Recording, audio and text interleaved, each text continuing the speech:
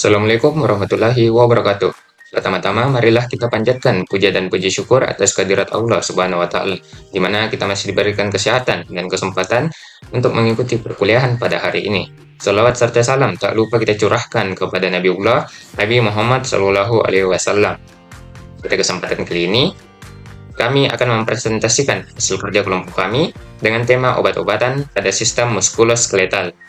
Sebelum melangkah lebih jauh, perkenalkan, saya Andil Hamanggaran Maga dengan NIM 25036502053 selaku moderator. Selanjutnya ada rekan-rekan saya, Nadia Sastia dengan NIM 25030650009, Al-Fadli dengan NIM 25030650252, Mia Handayani dengan NIM 25030650005. Selanjutnya ada Andi Febrianti Patawari dengan NIM 25036501038 dan ada Aryani Putri dengan NIM 25036500007. Obat-obatan muskuloskeletal adalah kelompok obat yang digunakan untuk mencegah, mengurangi, dan mengobati gangguan pada sistem muskuloskeletal yang meliputi tulang, otot, sendi, ligamen, dan tendon. Obat-obatan ini berperan dalam mengendalikan nyeri, menurunkan peradangan, mengurangi spasme otot, serta memperbaiki atau mempertahankan fungsi dan mobilitas sistem muskuloskeletal. Di sini saya akan menjelaskan tujuan penggunaan obat pada sistem muskuloskeletal. Yang pertama adalah mengurangi rasa nyeri. Obat bisa saja kita gunakan untuk menurunkan atau meredakan nyeri akut. Yang kedua adalah mengendalikan peradangan. Pada kondisi muskuloskeletal yang sering terjadi adalah inflamasi yang menyebabkan nyeri dan bengkak. Jadi penggunaan obat berfungsi untuk mengurangi pembengkakan, menekan proses peradangan, dan yang terakhir mencegah kerusakan. Dan yang ketiga adalah mengurangi spasme dan kekakuan otot. Spasme atau kekejangan otot membuat gerakan terbatas dan nyeri. Jadi, fungsi obat membantu merelaksasi otot yang tegang. Yang keempat adalah memperlambat progresivitas penyakit. Pada penyakit muskuloskeletal, kronis atau autoimun, obat bertujuan menekan aktivitas penyakit, memperlambat kerusakan sendi dan tulang, dan yang terakhir menjaga kualitas hidup pasien. Dan yang kelima, meningkatkan kepadatan dan kekuatan tulang. Beberapa obat digunakan untuk mencegah kehilangan massa tulang, dan yang terakhir adalah mendukung rehabilitas dan mobilisasi. Dengan nyeri dan peradangan yang terkontrol, obat sangat membantu pasien agar lebih aktif bergerak. Oke, materi selanjutnya adalah pihak yang terlibat dalam pemberian obat. Yang pertama adalah dokter. Dokter bertanggung jawab memastikan obat yang diresepkan tepat indikasi dan aman untuk pasien. Yang kedua adalah apoteker. Apoteker berperan dalam mengecek resep, menyiapkan dan menyerahkan obat. Yang ketiga adalah perawat. Perawat ini sangat penting karena dialah yang memberikan obat kepada pasien, terutama di rumah sakit. Selanjutnya adalah pasien. Pasien berperan dalam memberikan informasi yang jujur tentang kondisi kesehatan dan riwayat obat. Yang kelima adalah institusi pelayanan kesehatan seperti rumah sakit, klinik, dan puskesmas, berperan dalam menyediakan ketersediaan obat yang aman. Dan yang terakhir adalah pemerintah dan regulator, berperan dalam membuat kebijakan dan regulasi obat, menjamin obat yang beredar itu sangat aman, bermutu, dan berkhasiat. Slide selanjutnya adalah manfaat penggunaan obat bagi pasien dan pelayanan kesehatan. Yang pertama adalah mengendalikan gejala seperti nyeri dan inflamasi. Obat membantu mengurangi nyeri, peradangan, dan pembengkakan. Selanjutnya adalah meningkatkan keberhasilan terapi. Penggunaan obat yang rasional dan tepat sasaran akan membuat terapi lebih efektif, mempercepat perbaikan kondisi, dan mengurangi kegagalan pengobatan. Selanjutnya, mencegah komplikasi dan memperlambat progresivitas penyakit. Obat tidak hanya meredakan keluhan, tetapi mencegah komplikasi seperti kerusakan sendi dan tulang dan memperlambat perkembangan penyakit muskuloskeletal kronis. Dan yang terakhir adalah menjamin keselamatan pasien. Keselamatan pasien terjaga melalui kepatuhan pasien sendiri. Selanjutnya, saya akan membahas manfaat penggunaan obat bagi pasien dan pelayanan kesehatan.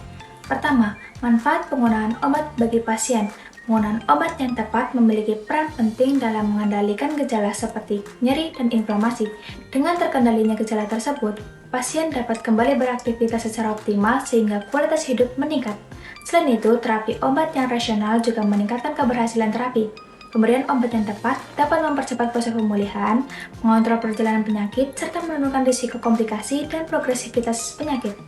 Kedua, manfaat penggunaan obat bagi pelayanan kesehatan. Dalam pelayanan kesehatan, penggunaan obat yang rasional mencerminkan mutu dan efektivitas pelayanan berbasis bukti. Terapi obat yang tepat tidak hanya meningkatkan hasil pengobatan, tetapi juga membantu mengefisienkan pembiayaan kesehatan. Selain itu, penggunaan obat yang benar mendukung keselamatan pasien dengan menurunkan risiko terjadinya kesalahan pemberian obat, sehingga tercipta pelayanan kesehatan yang aman dan terpercaya. Selanjutnya, jenis-jenis obat pada sistem muskuloskeletal. Gangguan sistem muskuloskeletal meliputi kelainan pada tulang, sendi, otot, tendon, dan ligamen. Penanganannya bersifat multidisiplin dan obat-obatan memiliki peran penting dalam mengurangi nyeri, inflamasi, serta memperlambat progresivitas penyakit, sehingga pasien dapat mengikuti program rehabilitasi secara optimal. Klasifikasi obat muskuloskeletal. Kelompok pertama adalah analgesik non-opioid. Obat ini berfungsi meredakan nyeri ringan hingga sedang tanpa efek antiinflamasi. Analgesik non-opioid sering digunakan sebagai terapi awal pada nyeri muskuloskeletal. Contoh obatnya adalah paracetamol. Kelompok kedua adalah NSAIDs atau non-steroidal anti-inflammatory drugs. Obat ini berfungsi mengurangi nyeri, inflamasi, dan gangguan sendi sehingga banyak digunakan pada osteoartritis, nyeri punggung bawah, tendinitis, dan bursitis. Contoh NSAIDs antara lain ibuprofen, diclofenac, naproxen, dan meloxicam. Kelompok ketiga adalah DMARDs atau disease-modifying anti-rheumatic drugs. Obat ini berfungsi memperlambat atau menghentikan progresivitas penyakit autoimun, khususnya artritis reumatoid, dengan menekan proses imunologis dan mencegah kerusakan sendi jangka panjang. Contoh DMARDs konvensional meliputi methotrexate, sulfasalazine, dan hidroksikloroquine. Sedangkan DMARDs biologik antara lain adalimumab, etanercept, dan abatacept. Yang keempat itu musculus relaxation atau pelemas otot yang berfungsi untuk mengurangi spasme dan ketegangan otot. Contohnya, baclofen dan tizanidin. Yang kelima itu kortikosteroid yang memiliki efek antiinflamasi kuat dan dapat diberikan secara sistematik maupun melalui injeksi lokal. Contohnya itu prednison dan hidrocortisone. Yang keenam itu obat metabolik tulang yang berfungsi meningkatkan kepadatan tulang dan mencegah terjadinya faktor seperti bisfosfonat dan terapi radiat.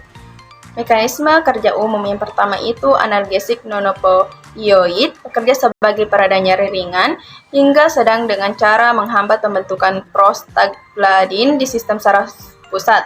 Yang kedua itu NSAIDs atau non-steroidal anti-inflammatory drugs bekerja dengan menghambat enzim COX atau cyclooxygenase sehingga produksi prostaglandin penyebab nyeri dan inflamasi dapat ditekan. Yang ketiga itu DMARDs bekerja dengan menekan aktivitas sistem imun yang abnormal dan menghambat sitokin proinflamasi sehingga dapat memperlambat kerusakan sendi. Keempat itu musculus relaxation bekerja pada sistem saraf pusat dengan menurunkan aktivitas neuron motorik sehingga spasme otot dapat berkurang. Yang kelima itu kortikosteroid bekerja sebagai antiinflamasi kuat dengan menghambat ekspresi gen proinflamasi dan menurunkan mediator inflamasi. Yang keenam itu obat metabolik tulang bekerja dengan menghambat aktivitas osteoklas sehingga responsi tulang berkurang dan kepadatan tulang dapat dipertahankan. Hambatan penggunaan obat yang pertama itu risiko efek samping. NSAIDs dapat menyebabkan gangguan lambung, perdarahan gastrointestinal, dan gangguan ginjal bila digunakan jangka panjang. Yang kedua itu keterbatasan DMARDs, onset kerja lambung, dan risiko imunosupresi sehingga meningkatkan risiko infeksi dan memerlukan pemantauan ketat. Yang ketiga itu efek musculus relaxation, menyebabkan sedasi dan berpotensi menimbulkan ketergantungan jika digunakan jangka panjang. Yang keempat itu masalah biaya dan akses. Obat tertentu, terutama DMARDS, biologi, dan obat osteoporosis generasi baru, masih sulit diakses dan mahal. Selanjutnya kita masuk ke materi mengenai indikasi dan penggunaan obat pada sistem muskuloskeletal. Indikasi penggunaan obat pada sistem muskuloskeletal didasarkan pada keluhan utama pasien, yaitu nyeri dan inflamasi yang dapat menyebabkan keterbatasan aktivitas. Kondisi ini dapat disebabkan oleh proses degeneratif, cedera, maupun penyakit inflamatori. Oleh karena itu, obat diberikan berdasarkan indikasi klinis yang jelas dengan mempertimbangkan jenis kelainan, tingkat keparahan gejala, serta kondisi individual pasien. Berdasarkan indikasi tersebut, terdapat beberapa golongan obat yang digunakan pada gangguan muskuloskeletal. Pertama, analgesik non-opioid. Paracetamol digunakan sebagai terapi awal pada nyeri muskuloskeletal ringan hingga sedang, terutama pada pasien yang tidak dapat menggunakan NSAID. Obat ini efektif sebagai analgesik, namun tidak memiliki efek antiinflamasi yang kuat. Kedua, NSAID merupakan lini pertama pada kondisi muskuloskeletal yang disertai inflamasi. Obat ini bekerja dengan menghambat enzim COX sehingga menurunkan produksi prostaglandin penyebab nyeri dan peradangan. Indikasinya meliputi osteoartritis, nyeri punggung bawah, cedera jaringan lunak, serta nyeri sendi dan otot. Ketiga, relaksan otot digunakan pada spasme otot akut seperti pada cedera atau nyeri punggung akut. Obat ini membantu merelaksasi otot dan meningkatkan mobilitas dan umumnya digunakan sebagai terapi tambahan.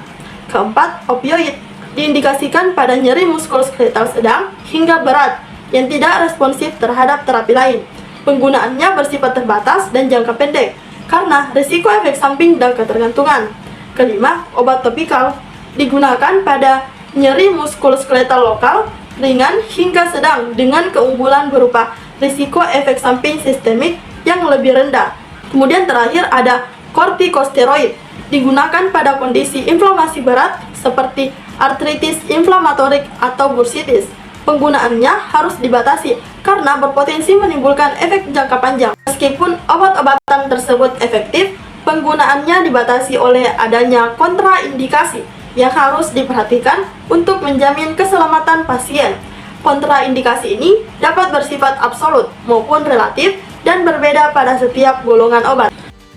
Pertama, pada NSAID, kontraindikasi meliputi riwayat tukak lambung, penyakit kardiovaskular berat, gangguan ginjal, kehamilan trimester ketiga, serta hipersensitivitas. Kedua, paracetamol dikontraindikasikan pada pasien dengan gangguan fungsi hati berat dan alkoholisme kronis karena risiko hepatotoksisitas. Ketiga, relaksan otot tidak dianjurkan pada pasien dengan gangguan irama jantung, gangguan ginjal atau hati berat, serta penggunaan bersamaan dengan depresan sistem saraf pusat karena risiko sedasi berlebihan. Efek samping penggunaan obat pada sistem muskuloskeletal. Nah, yang pertama itu ada terapi obat muskuloskeletal efektif dalam meredakan nyeri dan inflamasi, namun berpotensi menimbulkan efek samping ringan hingga serius. Yang kedua yaitu efek samping umum meliputi gangguan saluran cerna seperti mual, dispepsia, gastritis, rasa kantuk, pusing, dan gangguan koordinasi. Yang ketiga yaitu efek samping sistemik serius dapat berupa gangguan fungsi ginjal, gangguan fungsi hati atau hepatotoksisitas, peningkatan resiko kardiovaskular, serta reaksi kulit berat.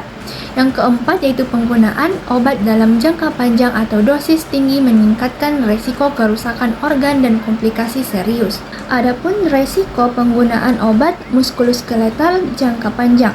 Nah, penggunaan obat jangka panjang pada pasien dengan gangguan muskuloskeletal, khususnya pada NSAID, memiliki resiko yang meningkat, terutama akibat polifarmasi dan interaksi obat. Kombinasi beberapa jenis obat dapat menurunkan efektivitas terapi serta meningkatkan kejadian efek samping. Risiko ini tidak hanya dipengaruhi oleh jenis obat, tetapi juga pola pengguna dan jumlah obat yang dikonsumsi. Oleh karena itu, pemantauan terapi secara berkelanjutan menjadi peran penting tenaga kesehatan, khususnya perawat, melalui evaluasi efek samping, identifikasi interaksi obat, serta kolaborasi dengan tim multidisiplin, pendekatan holistik, dan edukasi pasien sangat diperlukan agar penggunaan obat jangka panjang tetap aman, efektif, dan mampu meningkatkan kualitas hidup pasien. Adapun kesimpulannya yaitu, penggunaan obat pada gangguan muskuloskeletal berperan penting dalam mengurangi nyeri, inflamasi, dan keterbatasan fungsi, sehingga meningkatkan kualitas hidup pasien. Namun, pemberian obat harus didasarkan pada indikasi yang tepat, serta mempertimbangkan kondisi pasien. Setiap obat memiliki potensi efek samping, kontraindikasi, dan risiko penggunaan jangka panjang, terutama pada terapi kronis. Oleh karena itu, diperlukan penggunaan obat yang rasional, pemantauan berkelanjutan, serta edukasi pasien untuk menjamin keselamatan dan efektivitas terapi.